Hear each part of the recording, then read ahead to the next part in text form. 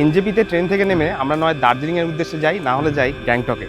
কিন্তু শিলিগুড়ির আশেপাশে এমন অনেক জায়গা রয়েছে যেগুলো আপনারা স্কিপ করে যান। তো আজকের এই বর্ষার দিনে ভাবলাম অফবিট লোকেশন ছেড়ে শিলিগুড়ির এমন একটা জায়গা আপনাদেরকে নিয়ে যাব যেটা কিন্তু বেশ দারুণ ফেমাস, আর এখানে এলে একটা অন্যরকম অভিজ্ঞতা আপনাদের অবশ্যই হবে।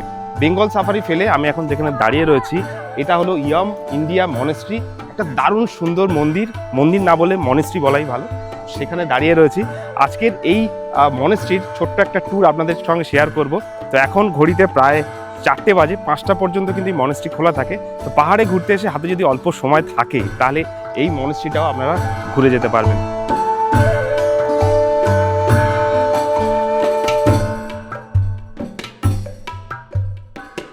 আর এই মনেস্ট্রির বয়স কিন্তু খুব বেশি নয়, 4 থেকে 5 বছর হয়েছে এই মনেস্ট্রিটা তৈরি হয়েছে।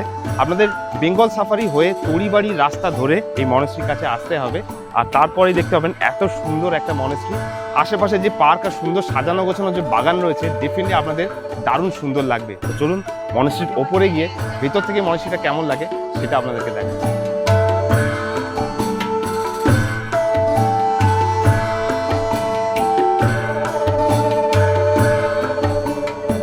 প্রথমবার যখন আমরা শিলিগুড়িতে এসেছিলাম আমাদের ফার্স্ট ভিজিট ছিল এই মনেস্ট্রিতে।